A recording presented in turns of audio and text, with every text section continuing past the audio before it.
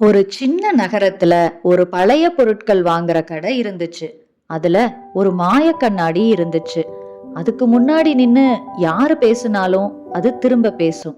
அப்போ அந்த கண்ணாடி முன்னாடி மீனான ஒரு குட்டி பொண்ணு நின்னா.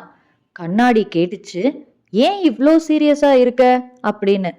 கண்ணாடி பேசுறத பார்த்து அந்த பொண்ணு அதிர்ச்சி ஆயிட்டா. அப்புறம் ஒரு கோவமான முகத்தோட ஒரு மாமா வந்து நின்னாரு.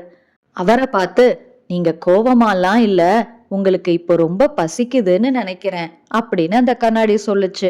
அதை கேட்ட எல்லாரும் சிரிச்சிட்டாங்க. அப்புறம் ஒரு தைரியமான பையன் வந்து நின்னான். அவனை பார்த்து, நீ தைரியசாலிதான், ஆனா இன்னும் கொஞ்சம் மத்தவங்க கிட்ட அன்பா இருக்கணும் அப்படின்னு சொல்லுச்சு. அன்னையில இருந்து எல்லாரும் கண்ணாடியில அவங்க வெளித்தோற்றத்தை மட்டும் பார்க்காம உள்ள உள்ள மனசையும் பார்க்க ஆரம்பிச்சாங்க. நல்லவங்களா மாற ஆரம்பிச்சாங்க.